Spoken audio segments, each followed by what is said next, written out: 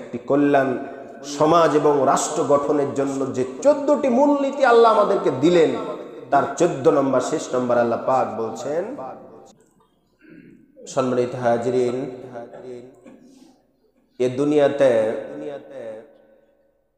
শয়তান এবং শয়তানের যত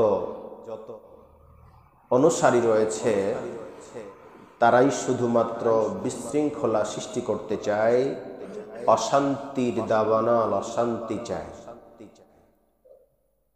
তাছাড়া কোনো ইমানদার মুত্তাকি মুসলমান প্রকৃত যারা, তারা কখনোই অশান্তি চায় না। একজন মুসলিম, একজন মুমিনের জীবনটাই হচ্ছে একটি জান্নাতি জীবন। ইহকাল এবং পরকাল উভয় জগতেই তারা জান্নাত উপযুক্ত হয়ে বেড়ে উঠবে এবং চলবে। কিন্তু এই বাধাটা শয়তান নিজে চেয়েছিল, দায়িত্ব নিয়েছিল, পদে পদে মানুষকে খারাপ বানানোর চ্যালেঞ্জ আল্লাহ রব্বুল আলামিনের কাছ থেকে তিনি চেয়ে নিয়েছিলেন। আল্লাহ, আমি তোমার বান্দাকে পাপের সাগরে ডুবাতে চাই, পদে পদে তাদেরকে খারাপ বানাবে। আমাকে সেজন্য হায়াত দাও, রিজিক দাও, আমাকে মানুষ যাতে দেখতে না পায় সেজন্য অদৃশ্য হওয়ার ক্ষমতা দাও। এই তিনটা জিনিস আল্লাহ রব্বুল আলামিনের কাছে চেয়ে নিয়েছিল। আজাজিল তথা শয়তান কিন্তু ফেরেশতা ছিল। মাত্র একটা বিধান না মানার কারণে, মাত্র একটি বিধান না মানার কারণে আল্লাহ সুবহানাহু ওয়া তাআলা তার সব ইবাদত বান্দেগি ডিলিট করে দিয়েছেন।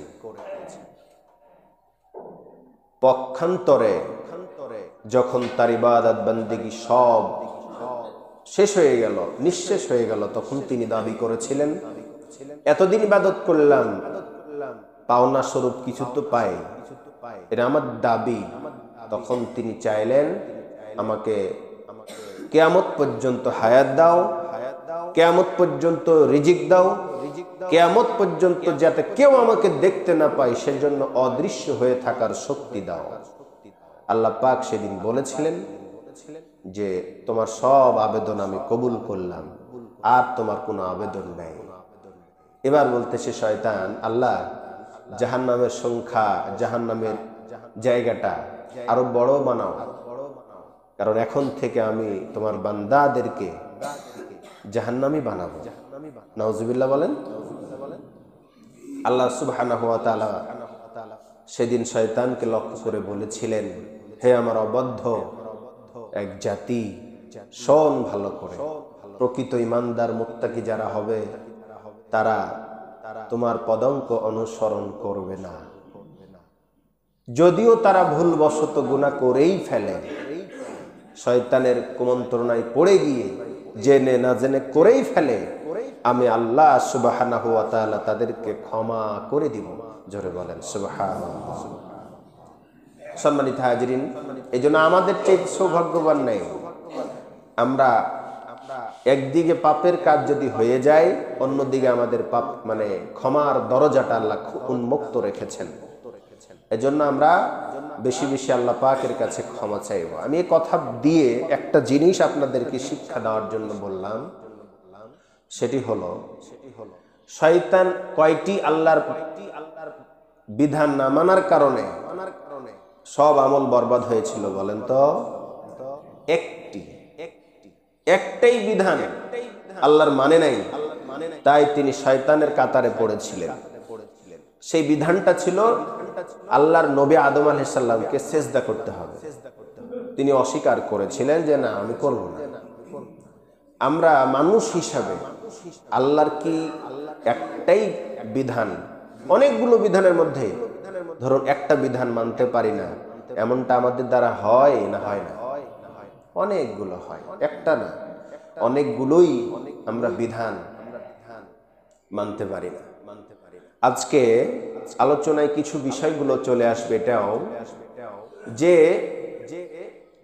আমরা জেনে শুনে ভুল করতেছি, আমরা জেনে শুনে ভুল করতেছি, আবার তওবাও করলাম, আবার ভুল করতেছি।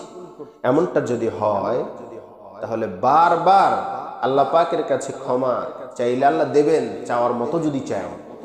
কিন্তু আপনার আমার তো একটা বিবেক থাকা দরকার, আমাদের একটা অন্তরে ভালো মন্দের বিচার করার একটা শক্তি আল্লাহ আমাদেরকে দিয়েছেন না দেন নাই বলেন? সেটা বুঝার পরেও যদি আমি আপনি ভুল পথে পা দেই, চলি, কাজ করি, কথা বলি, তাহলেই হবে আমার আপনার জন্য বিপদের কারণ।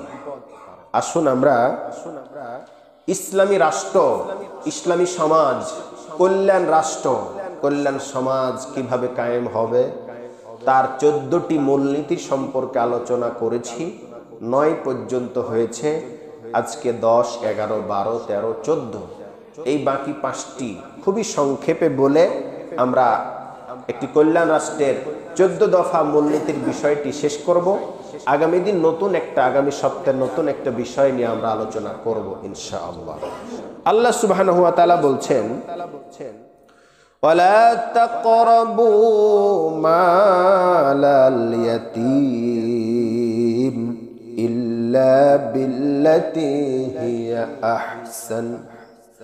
হিয়া আহসানু হাত্তা ইয়াবলুগা আশুদ্দাহ। জোরে বলেন আল্লাহু আকবার।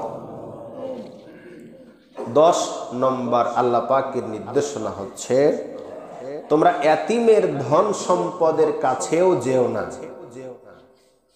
এতিম যার পিতা দুনিয়া ছেড়ে চলে গেছে, বাচ্চাটা যখন খুব ছোট, তার দেখাশোনা হুঁশ জ্ঞান মতো পরিবেশ নেই, অনুধাবন করতে পারেন, এমন সময় যদি কারো অভিভাবক দুনিয়া থেকে চলে যায় তাহলে তাকে বলা হয় ইয়াতীম।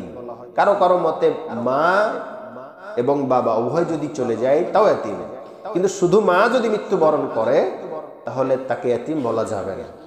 যাই হোক, পিতা যদি মৃত্যুবরণ করে তাহলে তাকে ইয়াতীম বলা হয়। আল্লাহ সুবহানাহু ওয়া তাআলা নির্দেশ দিলেন যে ইয়াতীমের ধন সম্পদ যদি তোমার কাছে থাকে, সেই ধন সম্পদ নেওয়া তো দূরে থাক, তার ধারে কাছেও যাবে না, চিন্তাও করবা না যে তার এই সম্পদটা আমি গ্রাস করি, আত্মসাৎ করি। খবরদার এটা করবা না। সম্মানিত হাজিরিন, নবীজি সাল্লাল্লাহু আলাইহি সাল্লাম ইবনে মাজার 3679 নম্বর হাদিসে বলেছেন, যার ঘরে এতিম আছে, আমাদের অনেকের ঘরে এতিম থাকতে পারে কিনা, যার ঘরে এতিম আছে আর তার দেখাশোনা ভালো মতন যে ব্যক্তি করবে, সেই ঘরটাকে উত্তম ঘর হিসাবে আল্লাহ রাসূল বলেছেন। জোরে বলেন সুবহানাল্লাহ। পক্ষান্তরে কারো ঘরে যদি এতিম থাকে, সে এতিমের সঙ্গে যদি দুর্ব্যবহার করে, নির্দয় আচরণ করে, তাহলে ওই ঘরের চাইতে নিকৃষ্ট, পাপিষ্ট, নিকৃষ্ট ঘর আর নেই। জোরে বলেন নাউযুবিল্লাহ।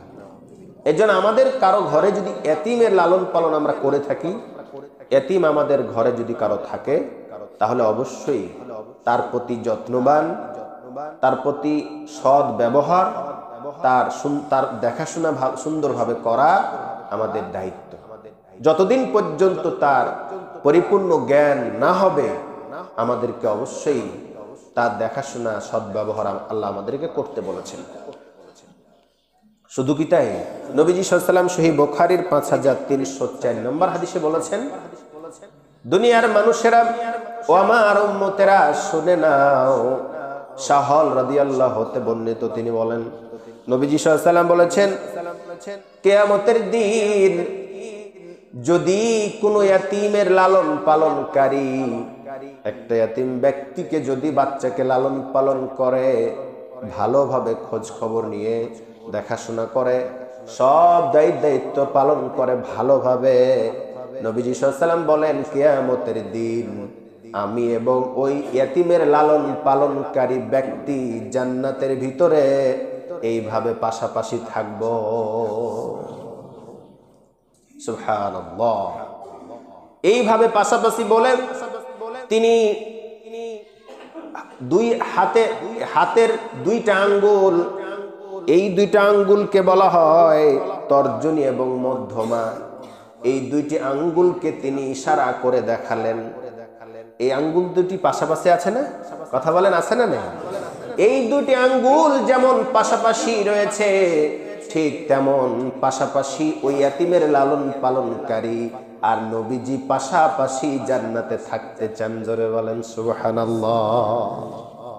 শুধু তাই নয়, সূরা নিসার 10 নম্বর আয়াতে আল্লাহ পাক বলেছেন, যদি কোনো ব্যক্তি ইয়াতীমের ধন সম্পদ ভক্ষণ করে, সেজন্য ইয়াতীমের ধন সম্পদ খেলো না, সেজন্য সরাসরি জাহান্নামের আগুন খেয়ে নিল। জোরে কন্যা আউযুবিল্লাহ। অচিরেই জাহান্নামে প্রবেশ করবে। সে আগুন ভয়ঙ্কর একটি জায়গা। সম্মানিত হাজিরিন, 10 নম্বর শেষ, ব্যাখ্যা দেওয়ার সময় নেই। 11 নম্বর নির্দেশনা, আল্লাহ সুবহানাহু ওয়া তাআলা বলেন 14টির 11 নম্বর হচ্ছে ওয়া আউফু বিল আহদি ইন্নাল আহদা কানা মাসউলা।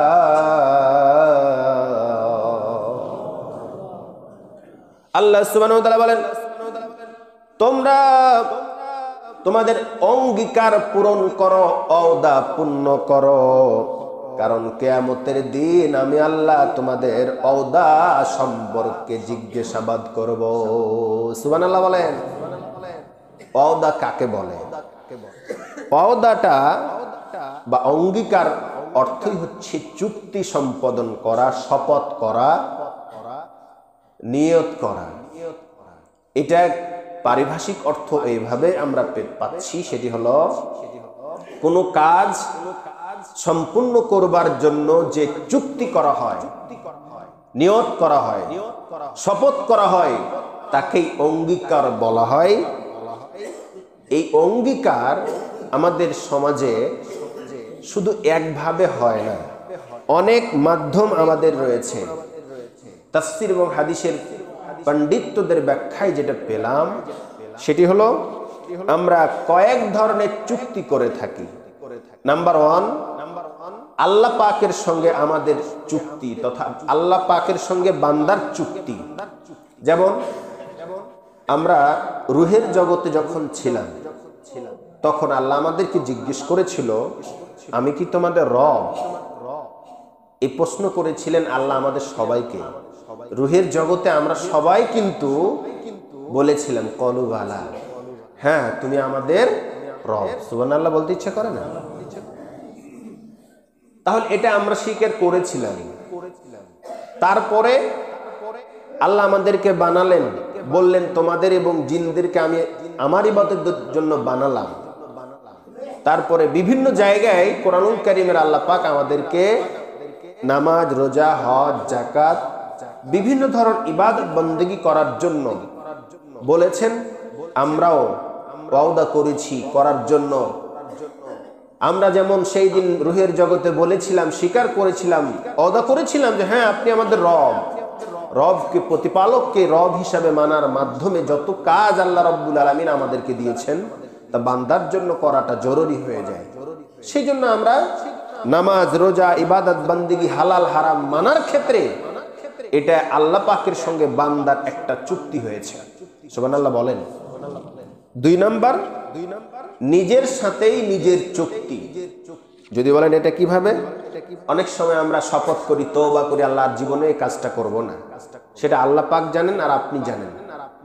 এই যে নিজের মধ্যে নিজেই চুক্তি করলাম, কাউকে জানালাম না, নিজেই নিজেই চুক্তি করলাম। অনেক সময় নিজে নিজে মানত করি, এই কাজটাতে সফল হলে এত টাকা মসজিদে দিব, মাদ্রাসায় দিব, কিংবা অন্য মানত করে ফেলি, এবার চুক্তি করি বা নিয়ত করি যে রোজা রাখবো কিংবা এত টাকা দান করবো ইত্যাদি ইত্যাদি। সেটা নিজের মধ্যে নিজের একটা চুক্তি হয়ে যায়, এটা একটা মাধ্যম। এরপরে একজন আরেকজনের সঙ্গে একটা চুক্তি হতে পারে, সেটা বিবাহের ক্ষেত্রে, ক্রয় বিক্রয়ের ক্ষেত্রে ইত্যাদির ক্ষেত্রে চুক্তি হতে পারে। এরপরে আমরা যে কোনো কাজ করার ক্ষেত্রেও অনেক সময় চুক্তি করে থাকি। যদি আমি মেম্বার হতে পারি, এমপি হতে পারি, মন্ত্রী হতে পারি, তাহলে এই এই কাজগুলো করবো। এটা অনেক সময় ভোটের ক্ষেত্রে হয়ে থাকে। কথা বলেন ঠিক কিনা? কিন্তু দেখা যায় চুক্তির কথা যখন নির্বাচিত হয় তখন আর মনে থাকে না, ঠিক কিনা বলেন? এটা অনেক ক্ষেত্রে চুক্তি করা হলো কিন্তু এই চুক্তির বাস্তবায়ন সঠিকভাবে হয় না। এভাবে বিভিন্ন রকমের চুক্তি হতে পারে। আল্লাহ রাব্বুল আলামিন সব চুক্তি, সব শপথকে এক নজরে ডেকে তার বান্দাদেরকে বললেন, খবরদার, ওয়াউফু বিল আহদি ইন্নাল আহদা কানা মাসউলা। তোমরা যে চুক্তি করবে সেই চুক্তি পরিপূর্ণ করবে, যে অঙ্গীকার করবে সেটা পরিপূর্ণ করবে, কারণ কিয়ামতের দিন তোমাদের প্রত্যেক চুক্তির ব্যাপারে, ওয়াদার ব্যাপারে, শপথের ব্যাপারে আমার কাছে জিজ্ঞাসিত হতে হবে। সুবহানাল্লাহ বলেন। তাহলে আমরা যত চুক্তি করব, ব্যবসার ক্ষেত্রে হোক, বাণিজ্যের ক্ষেত্রে হোক, ভোটের ক্ষেত্রে হোক, লেনদেনের ক্ষেত্রে হোক, ক্রয় বিক্রয়ের ক্ষেত্রে হোক, বিবাহের ক্ষেত্রে হোক, নিজেই নিজের মাধ্যমে হোক, আর আল্লাহ পাকের সঙ্গে যত চুক্তি হচ্ছে সব চুক্তি এবং অঙ্গীকারগুলো যেন আমরা পূরণ করতে পারি, আল্লাহ যেন কবুল করেন। 12তম নির্দেশনা, আল্লাহ সুবহানাহু ওয়া তাআলা বলছেন, ওয়া আউফুল কাইলা ইযা কিলতুম ওয়াজিনু বিল কিসতাসিল মুস্তাকিম যালিকা খায়রু ওয়া আহসানু তা'ওয়িলা। আল্লাহ সুবহানাহু ওয়া তাআলা বললেন, 14টির মধ্যে 12তম নির্দেশনায় ঘোষণা দিলেন, আর তোমরা ওজনে পরিপূর্ণ দাও যখন তোমরা ওজন করবে, আর সঠিক দাঁড়ি পাল্লায় ওজন করবে, ওজনে কম বেশি করবা না, এটাই কল্যাণকর এবং সুন্দরতম পন্থা। সুবহানাল্লাহ বলেন। যদিও এটা ওই সময় তথা নবীজির সাল্লাল্লাহু আলাইহি সাল্লামের জামানায় কিংবা তার আগে এই ধরনের ঘটনা ঘটতো, নেওয়ার সময় বেশি করে নিত, দেওয়ার সময় কম দিত। ওজনে কম দেওয়া, নেওয়ার সময় বেশি নেওয়া, দেওয়ার সময় কম দিয়ে ওজনে কম বেশি করা, এই ধরনের কাজটা আমাদের সমাজেও এখনো আছে না নাই? তখনও ছিল, এখনো আছে, পরিবর্তন আমরা হতে পারি নাই। আল্লাহ রাব্বুল আলামিন বলছেন, খবরদার, ওজনে কম বেশি করবা না। আল্লাহ রাব্বুল আলামিন সূরা মুতাফফিফিনের প্রথমেই বলতেছেন, ওয়াইলুল লিল মুতাফফিফিন, ধ্বংস তাদের জন্য যারা ওজনে কম দেয়। তার মানে যত ওজনে কম দেওয়া ব্যক্তি রইবে, আল্লাহ রাব্বুল আলামিন তাদের জন্য ধ্বংস অনিবার্য করেছেন। জোরে কন্না নাউযুবিল্লাহ। প্রশ্ন আসতে পারে, হুজুর, ওজনে কম দেওয়ার ব্যাখ্যা কি, অর্থ কি? তাহলে শুধুমাত্র যারা ব্যবসা করে, ওজন করে দাঁড়ি পাল্লায় কিংবা মিটারে বিভিন্ন ভাবে, তাদেরকেই বুঝাইছেন কথাটা, এটাই কি? না, এই ওজন কম বেশির ব্যাখ্যায় আপনি আমি সবাই পড়ছি। যদি বলেন কিভাবে, চলুন এই আয়াতের তাফসীর ঘাঁটতে গিয়ে, লাটতে গিয়ে, পড়তে গিয়ে দেখতে পেলাম এখানে কয়েক ধরনের ওজনের কথা বলা হয়েছে। নাম্বার 1, প্রথমে বলা হয়েছে যারা ব্যবসা বাণিজ্য করে, সেই ব্যবসা বাণিজ্যে করার ক্ষেত্রে ওজনে কম বেশি করার কথা বোঝানো হয়েছে। এটা আমরা সবাই বুঝি এবং জানি। নাম্বার 2, কোন ব্যক্তি যদি তার দায়িত্বে অবহেলা করে, সেই দায়িত্বে অবহেলা করাটাও ওজনে কম বেশি করার শামিল। জোরে বলেন সুবহানাল্লাহ। আমরা এখানে সবাই দায়িত্বশীল কিনা বলেন? কথা বলেন। কেউ চাকরি করি, কেউ কৃষি কাজ করি, কেউ আমরা ব্যবসা তো করি, এর বাইরে অনেক কাজের সঙ্গে আমরা যুক্ত। সেজন্য আমাদের কেউ আর বাদ পড়লাম না। প্রত্যেকটা ক্ষেত্রে যে দায়িত্ব পালন করে, সেই দায়িত্বের ব্যাপারে কিয়ামতের দিন হিসাব নিবেন। জোরে বলেন কে? দায়িত্ব অবহেলা করা, ফাঁকি দেওয়া, এটা একটা ওজনে কম বেশির শামিল। এজন্য আমাদেরকে শুধু ব্যবসায়ী ভাইয়েরাই নয়, এর বাইরে যারা আমরা দায়িত্ব পালন করি বিভিন্নভাবে, চাকরি বাকরি, ক্ষেত খামার, ব্যবসা বাণিজ্য, বিভিন্ন দায়িত্ব পালন করি, সব অফিস আদালত থেকে শুরু করে সব ধরনের দায়িত্বে যারা আমরা রয়েছি, সেই দায়িত্বের ব্যাপারে অবহেলা হলেই আমাদেরকে কিয়ামতের দিন জিজ্ঞাসিত হতে হবে। 3 নাম্বার, মালিক যদি শ্রমিককে কম বেশি করে সেটাও ওজনের মধ্যে শামিল। জোরে বলেন সুবহানাল্লাহ। একজন মালিক যদি তার শ্রমিককে কম দিয়ে দেয়, মজুরিটা কম দিয়ে দেয়, সেটাও কিন্তু ওজনে কম বেশির শামিল হয়ে যাবে। এভাবে আল্লাহ রাব্বুল আলামিন সূরা যে আয়াতটি তেলাওয়াত করেছি, সূরা বনী ইসরাইলের, সে আয়াত থেকে পরিপূর্ণ ব্যাখ্যা দেওয়া হয়েছে, ওজনে কম বেশি দেওয়া যাবে না। সূরা বনী ইসরাইলের 35 নম্বর আয়াত স্পষ্ট আল্লাহ বলছেন ওজনে কম বেশি দেওয়া করা যাবে না। শুধু ব্যবসায়ী না, যারা দায়িত্ববান তারাও দায়িত্ব অবহেলা করলেও সেটা ওজনে কম বেশির শামিল হয়ে যাবে। 13 নম্বর নির্দেশনা, আল্লাহ সুবহানাহু ওয়া তাআলা বলেন, ওয়ালা তাকফু মা লাইসা লাকা বিহি ইলম ইন্নাস সামআ ওয়াল বাসারা ওয়াল ফুআদা কুল্লু উলাইকা কানা আনহু মাসউলা। জোরে বলেন আল্লাহু আকবার।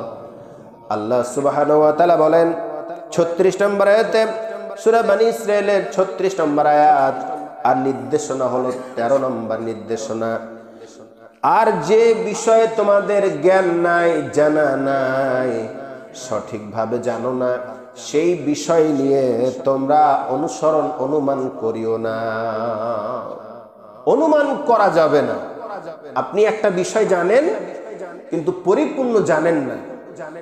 ধরুন গ্রামের একটা ছেলে একটা মোটরসাইকেলে কোনো একটা মেয়েকে নিয়ে যাচ্ছে। সে টুপিওয়ালা, দাড়িওয়ালা, এত সুন্দর, জানেন যে ছেলেটার ব্যবহার ভালো, চলাফেরা, উঠাবার সব জায়গায় ভালো, কিন্তু মোটরসাইকেলের পিছনে কিংবা রিক্সায় উঠে আছে, পাশাপাশি বসে আছে, এই দেখে গোটা গ্রামে আপনি খবর জারি করে দিলেন, এই জানো গো উম্মুকের ছেলে, এত ভালো জানতাম, সে একটা মেয়েকে নিয়ে মোটরসাইকেলের পিছনে নিয়ে গেল কিংবা রিক্সার পিছনে একসঙ্গে বসে থাকতে দেখলাম, কিন্তু আপনি আর সঠিকটা জানেন না। এটা বলা কি উচিত হলো? বলেন উচিত হলো? এখন সে কে সেটা তো আপনাকে জানতে হবে। মুহূর্তের মধ্যে গোটা গ্রামবাসী জেনে ফেললো যে উম্মুকের ছেলে এত ভালো মানুষ, এত জানতাম, সে মোটরসাইকেলের পিছনে একটা মেয়েকে নিয়ে ঘুরে বেড়াচ্ছে। এটা শোনা মাত্র গোটা গ্রাম ছিছা করতে লাগলো। পরবর্তীতে খবর নিয়ে দেখা গেল সেটা তার ভাগ্নি। যদি ভাগ্নি হয় তাহলে নিয়ে যেতে পারবে কিনা? কথা বলেন, পারবে কিনা? নিজের ভাতিজি, তাকে নিয়ে গেলেন, পারবেন কিনা বলেন? এভাবে 14 জন নারীর সঙ্গে একটা ছেলে প্রয়োজনে উঠা বসা করতে পারবে, এটা ইসলাম পারমিট, অনুমোদন দিয়েছে। কিন্তু আমি আপনি সঠিকটা না জেনেই খবর উল্টাপাল্টা ঘটাই দিলাম, মানুষের কাছে অন্যটা রটিয়ে দিলাম। সম্মানিত হাজির, এই জন্য আল্লাহ রাব্বুল আলামিন সংকেত দিচ্ছেন, খবরদার, যেটা তোমার জানা নাই সেই বিষয়ে না জেনে অনুমান করিও না, ধারণা করিও না। এই ধারণা করা, অনুমান করাটা পাপের কাজ। আল্লাহ আমাদেরকে নিষেধ করছেন, যে বিষয়ে তোমার জানা নাই সেই বিষয়ে তোমরা ধারণা করিও না, অনুমান করিও না। কারণ কিয়ামতের দিন কান, চোখ, অন্তর এই ব্যাপারে জিজ্ঞাসাবাদ করা হবে। আল্লাহ সুবহানাহু ওয়া তাআলা আমাদেরকে জিজ্ঞাসা করবে, শুধু আমাদেরকে না, আমাদের কান, চোখ, নাক, মুখ, প্রত্যেকটা অঙ্গ প্রত্যঙ্গ সেই দিন আল্লাহ আমাদেরকে আলাদা আলাদা জিজ্ঞেস করাবেন। সেই দিন আমাদের মুখটা বন্ধ করে দিবেন। আল ইয়াওমা নাখতিমু আলা আফওয়াহিহিম ওয়া তুকাল্লিমুনা আইদিহিম ওয়া তাশহাদু আরজুলুহুম বিমা কানু ইয়াকসিবুন। জোরে বলেন আল্লাহু আকবার।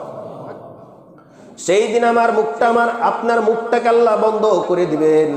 হাত কথা বলবে, মুখ কথা বলবে, চোখ কথা বলবে, প্রত্যেকটা অঙ্গ প্রত্যঙ্গ সেই দিন কথা বলবে, সাক্ষী দিবে আমি আপনি কি করেছি। জোরে বলেন সুবহানাল্লাহ। সেজন্য কোনো সময় আমরা ধারণা করে কোনো কথা বলবো না, সেটা আগে যাচাই বাছাই করব, খবর নিব কি জিনিস কি থেকে হলো, তার ডিটেলস যদি আমরা জানতে পারি বুঝতে পারি তাহলেই না সেই জিনিসটা আমরা প্রচার করব, প্রয়োজনে করব। আর যদি প্রয়োজন না থাকে দরকার নেই, কিন্তু আমাদেরকে সঠিকটা যাচাই করতে হবে। সহিহ মুসলিমের 5 নম্বর হাদিস, কাফা বিল মারই কাযিবান আই উহাদ্দিসা বিকুল্লি মা সামি'a। নবীজি সাল্লাল্লাহু আলাইহি ওয়াসাল্লাম বলেন, একটা ব্যক্তি মিথ্যাবাদী হওয়ার জন্য বেশি কিছু লাগবে না, এতটুকুই যথেষ্ট যে যতটুকু শুনলো যাচাই না করে অন্যের কাছে বলে দিল। জোরে কন্না নাউযুবিল্লাহ। তাহলে না বুঝে, না জেনে, না যাচাই করে যতটুকুই শুনলেন সঙ্গে সঙ্গে প্রচার করে দেওয়া, বলে দেওয়াটা মিথ্যাবাদীর সঙ্গে তুলনা করা হয়েছে। জোরে কন্না নাউযুবিল্লাহ। সম্মানিত হাজিরিন, মিথ্যাবাদী আমরা জানি মুনাফিকের এটি অন্যতম একটা আলামত, ঠিক কিনা? মুনাফিকের যে কয়েকটি আলামত রয়েছে তার মধ্যে এটি একটি। কথা বললেই মিথ্যা বলে, ওয়াদা করলে খেয়ানত করে, আমানতের খেয়ানত করে। সম্মানিত হাজিরিন, মিথ্যা কথা বেশি বেশি তারা বলে, ঝগড়া করলে গালিগালাজ করে, এগুলো হচ্ছে মুনাফিকের আলামত। আমরা কখনোই যেন একটা তথ্য খবর সঠিক না জেনে প্রচার না করি। সম্মানিত হাজিরিন, সর্বশেষ 14 নম্বর আল্লাহ সুবহানাহু ওয়া তাআলা বলছেন, ওয়ালা তামশি ফিল আরজি মারহা ইন্নাকা লান তাখরিকাল আরজা ওয়া লান তাবলুগাল জিবালা তুলা। বলেন আল্লাহু আকবার। সর্বশেষ 14 নম্বর, না সরি 14 নম্বর আল্লাহ সুবহানাহু ওয়া তাআলা বলছেন, একটি কল্যাণ সমাজ এবং রাষ্ট্র গঠনের জন্য যে 14টি মূলনীতি আল্লাহ আমাদেরকে দিলেন, তার 14 নম্বর শেষ নম্বর আল্লাহ পাক বলছেন, খবরদার কখনোই তোমরা গর্ব করে অহংকার করে জমিনে চলাফেরা করিও না। এরকম মানুষ আমাদের দেশ সমাজে আছে না নাই? এত অহংকার, এত গর্ব, এত অহংকার যে তার চেহারার দিকে তাকানোই যায় না। কি আছে তার? একটা গাড়ি, একটা বাড়ি, কি কোটিপতি শিল্পপতি হয়েছেন তো কি হয়েছে? না, এরকম অহংকার গর্ব আপনার আমার করা চলে না। একমাত্র অহংকার করতে পারেন যিনি, তিনি হচ্ছেন আমার আল্লাহ। জোরে বলেন সুবহানাল্লাহ। আল্লাহ রাব্বুল আলামিন বলছেন, খবরদার জমিনে অহংকার গর্ব করে চলাফেরা করিও না, কারণ তোমরা জমিনকে ফাটল ধরাতে পারবে না। আমি আপনি অহংকার করে কি জমিনকে ফাটাতে পারবো? ফাটল ধরাতে পারবো না। শুধু কি তাই, এই অহংকার করতে গিয়ে আমরা উচ্চতায় কখনো কি পাহাড় সমান হতে পারবো? আল্লাহ বলছেন না, তোমরা ফাটলও ধরাতে পারবা না, পাহাড় সমপরিমাণও পৌঁছাতে পারবা না, সুতরাং অহংকার করিও না। সম্মানিত হাজির, অন্য আরেকটা আয়াত আল্লাহ পাক বলেন সূরা লোকমানের 18 নম্বর আয়াত, ইন্নাল্লাহা লা ইউহিব্বু কুল্লা মুখতালিন ফাখুরা। নিঃসন্দেহে আমি আল্লাহ যারা অহংকার করে, আমি আল্লাহ তাদেরকে পছন্দ করি না। জোরে কন্না নাউযুবিল্লাহ। আল্লাহ স্বয়ং অহংকারী ব্যক্তিকে পছন্দ করেন না, এজন্য আমরা অহংকার করব না। হাদিসে এসেছে আবু দাউদের, অহংকার হলো আল্লাহ রাব্বুল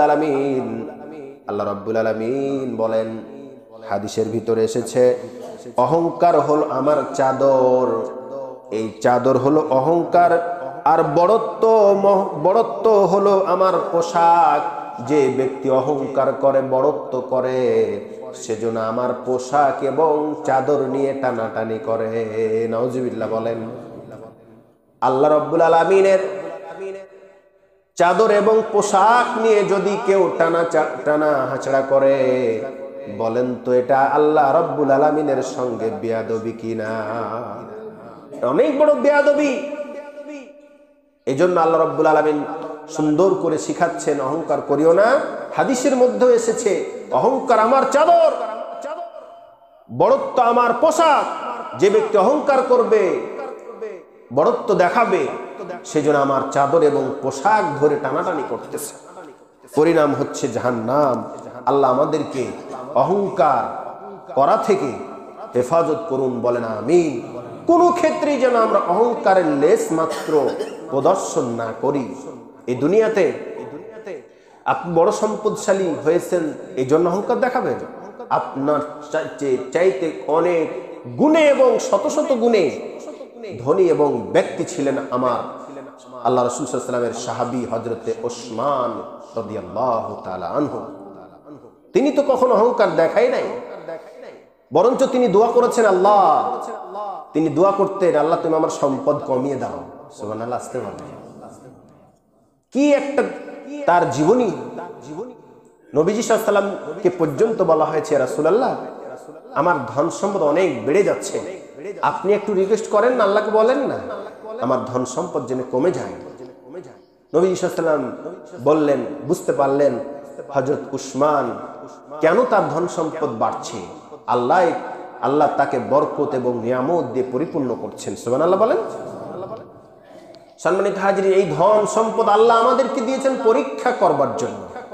আপনি শুকরিয়া আদায় না করলেও যে আপনার ধন সম্পদ বাড়বে না, বিষয়টা এমনটা নয়।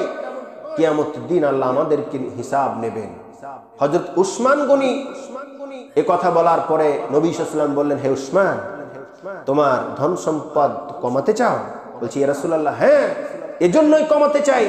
এই ধন সম্পদ বেশি হওয়ার কারণে আমি ইবাদত বন্দেগী ভালো করে করতে পাই না। হিসাব নিকাশ করতে করতে সময় চলে যায়, আমার হিসাব কমে যাবে ধন সম্পদ যদি কমে যায়। সুবহানাল্লাহ বলেন। নবী সাল্লাল্লাহু আলাইহি ওয়াসাল্লাম বুঝতে পারলেন, আমি একটা কাজ উসমান গনিকে দেব, যদি কাজটা দেই তাহলে পারে হয়তো উসমান গনি তার ধন সম্পদ কমে যেতে পারে।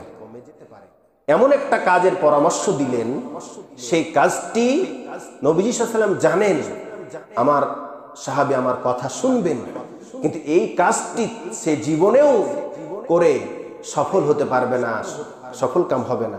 কারণ যে উদ্দেশ্যে আমি বলতেছি সে উদ্দেশ্য তার সফল করবে না। সে কাজটি কি শুনতে রাজি আছেন? আমরা অবশ্যই বলবো। তাহলে আমরা এক নজরে 14টি যে মূলনীতি আমরা শুনলাম, সেই মূলনীতি এক নজরে একটু বলার চেষ্টা করতেছি। নাম্বার 1, শিরক মুক্ত ভাবে জীবন যাপন করা। 1 নম্বরে শিরক মুক্ত, আল্লাহর সঙ্গে কাউকে শরীক স্থাপন না করা। 2 নম্বর পিতামাতার সঙ্গে ভালো ব্যবহার, তাদের অধিকার আদায় করা। 3 নম্বর আত্মীয় স্বজন সহ অসহায়দের প্রতি সার্বিক সহযোগিতা করা। 4 নম্বর অপব্যয় যেন আমরা না করি। 5 নম্বর সাহায্য করতে না পারলে তাদের আন্তরিকতার সাথে বুঝ দেওয়া, ক্ষমা চাওয়া তাদের কাছ থেকে। 6 নম্বর কৃপণতা না করে মৃত্যুব্যয়ী হতে হবে, মৃত্যুব্যয়ী কম খরচ করতে হবে। 7 নম্বর সন্তানদেরকে কোনোভাবেই হত্যা করা যাবে না, এর ব্যাখ্যা আমরা দিয়েছি। 8 নম্বর জেনা ব্যভিচার করা তো দূরে থাক, তার ধারে কাছেও যাওয়া যাবে না। 9 নম্বর অন্যায়ভাবে কোনো মানুষকে হত্যা করা যাবে না। 10 নম্বর ইয়াতিমের হক আদায় করতে হবে। 11 নম্বর ওয়াদা, প্রতিশ্রুতি যেটা সেটা রক্ষা করতে হবে। 12 নম্বর ওজনে কম বেশি করা যাবে না। 13 নম্বর জ্ঞানের পরিবর্তে অনুমানকে প্রাধান্য দেওয়া যাবে না, যেটা জানা নাই সেটা অনুমান করেই প্রসার ঘটানো যাবে না। 14 নম্বর অহংকার, গর্ব করা যাবে না। আল্লাহ আমাদেরকে এগুলো মেনে চলার তৌফিক দান করুন, বলেন আমিন। হযরত উসমান গনিকে আল্লাহ রাসূল বললেন, তুমি ঘোড়ার পিঠে খাবার খাওয়া। 3 মাস এ কাজ নবীজি সাল্লাল্লাহু আলাইহি ওয়াসাল্লামের কথা শুনে করলেন। এসে নবীজি সাল্লাল্লাহু আলাইহি ওয়াসাল্লামকে বললেন, ইয়া রাসূলুল্লাহ, আপনি যে বললেন ঘোড়ার পিঠে চড়ে খাবার খেতে সম্পদ কমানোর জন্য, তা আমি তো তাই করলাম। এই 3 মাসে আমার সম্পদ আরো 3 গুণ বৃদ্ধি পেয়েছে। উসমান গনিকে বলা হলো, তুমি ঘোড়ার পিঠে খেতে গিয়ে তুমি খাবার কিভাবে খাইতে? ঘোড়া চলতেছে, খাবার খাচ্ছি, হঠাৎ খাজুরের এক টুকরা পড়ে গেল, হালুয়া রুটি পড়ে যখন যায়, সেই দ্রুত গতিতে আমি সেই ঘোড়াটাকে থামিয়ে যত দূরে বালুময় পাহাড়ি এলাকায় যেখানেই খাবারটা পড়েছে সেখানে আমি ফিরে গিয়ে খুঁজে খুঁজে সেই খাবারটাকে আমি বের করে পরিষ্কার করে আবার খেয়েছি গো রাসূল। নবীজি সাল্লাল্লাহু আলাইহি ওয়াসাল্লাম বললেন, তাহলে কেন তোমার ধন সম্পদ কমবে? আমি তো চেয়েছিলাম, যদিও এটা চাইনি, ইচ্ছা করে চাইনি, শুধু তোমাকে টেস্ট করবার জন্য আমি এই কাজটা করতে বলেছিলাম। ঘোড়ার পিঠে যখন তুমি খাবার খাবা, অটোমেটিক অপচয় হবে, তোমার খাদ্যগুলো নষ্ট হয়ে যাবে, আর যখন নষ্ট হবে খাবার, তখন আল্লাহ ওই ব্যক্তির প্রতি নারাজ হবে, তখন ধন সম্পদ কমিয়ে দিবে। কিন্তু আমি তো যে উদ্দেশ্যে এটা বলেছিলাম সেই উদ্দেশ্য সফল হয়নি, বরঞ্চ আমি তোমাকে আরো কষ্ট দিয়েছি। তুমি বালুময় জায়গা থেকে খাদ্যগুলো নষ্ট হওয়ার দূরে থাক, সেখান থেকে খুঁজে খুঁজে সেই খাবারগুলো ধুয়ে পরিষ্কার করে তুমি খেয়েছো, তাহলে তোমার ধন সম্পদ বৃদ্ধি পাবে না তো আর কার বৃদ্ধি পাবে? জোরে বলেন সুবহানাল্লাহ। এজন্য আমরা খাবার অপচয় করব না, অপব্যয় করব না। আল্লাহ রাব্বুল আলামিন আমাদেরকে এই 14টি কাজ সহ যা শুনলাম, আল্লাহ আমাদেরকে মেনে চলার তৌফিক দান করুন, বলেন আমিন। আখিরু দাওয়ানা আলহামদুলিল্লাহি রাব্বিল আলামিন।